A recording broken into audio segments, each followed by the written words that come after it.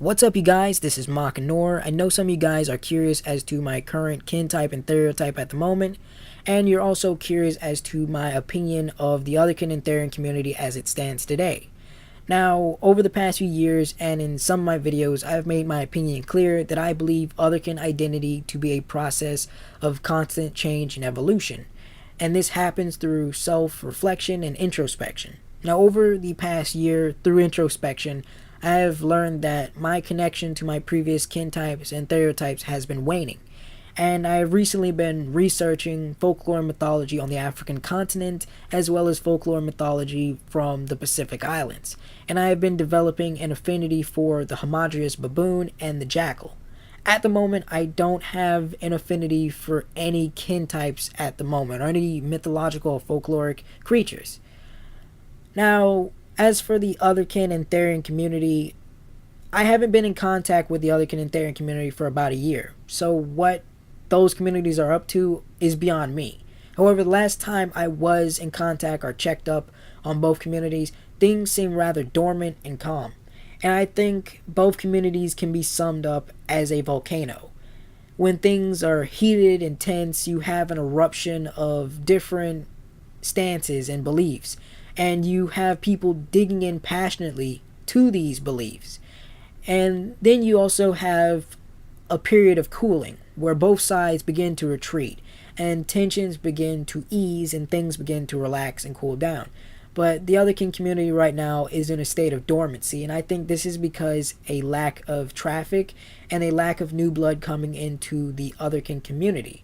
But that doesn't mean that things are grim for the Otherkin community or Otherkin as a whole. I think it is actually good that we need a cooling period. We need a time to redevelop ourselves, and I'm optimistic because we have a lot of great Otherkin websites and a lot of great Otherkin YouTube channels that are providing solid information and dispelling false information and opinions and absurd ideas.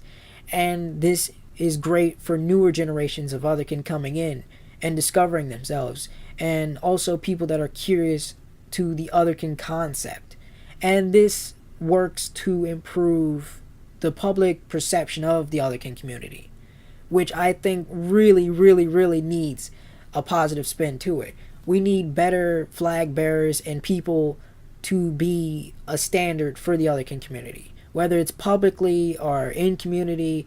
And we need to start organizing. We need to start making conventions. We need to start also sharing different beliefs, different theories, and different concepts. We need to start talking about these things. We can't just shut out other people because they have a different stance on what being Otherkin is, whether it's psychological or symbolic or spiritual. We can't just shut them out and invalidate them as a whole.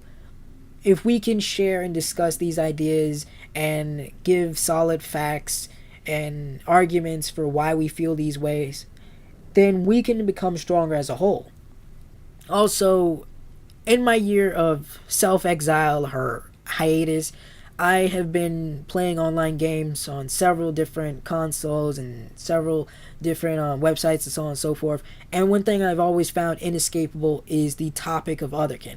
And it's always been talked about in a negative light, portraying Otherkin as attention-seeking, mentally retarded special snowflakes. And it irks me because I know people in the Otherkin community that have bachelor's and master's degrees. These people work as nurses and doctors and other lofty positions in society. And these are very rational, well-educated, well-read people. And it's just annoying because the public perception is just that, the public perception. And if anyone really bothered to do their research or actually reach out, they would find that the Otherkin community is a lot more than mentally retarded special snowflakes wearing tails and collars. And it just goes to show you just how penetrating the Otherkin topic is, because there's nowhere you can escape it in the online sense. It's always somewhere, whether it's a YouTube video or a forum or a group or just a gaming community chat. It's there. And it's always perpetuated by toxic people. Now, ending the video, there's things that I want to do with my channel going forward, and there's still goals that I still have for this channel.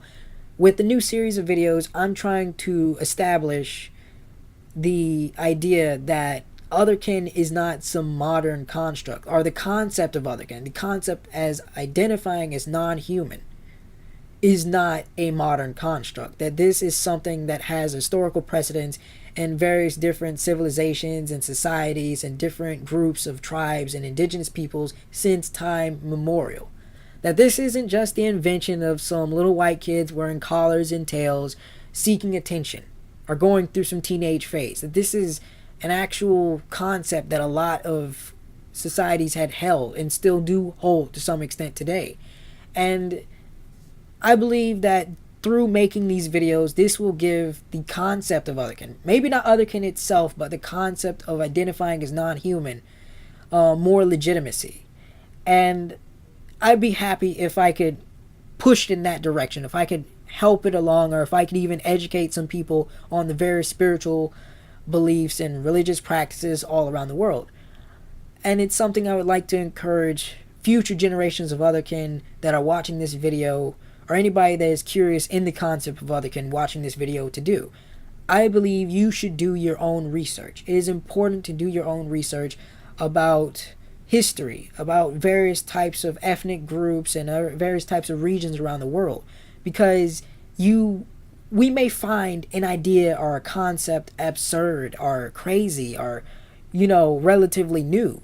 But when you actually do your research, you will find that this has happened before, and that historically there is already a precedent set for it.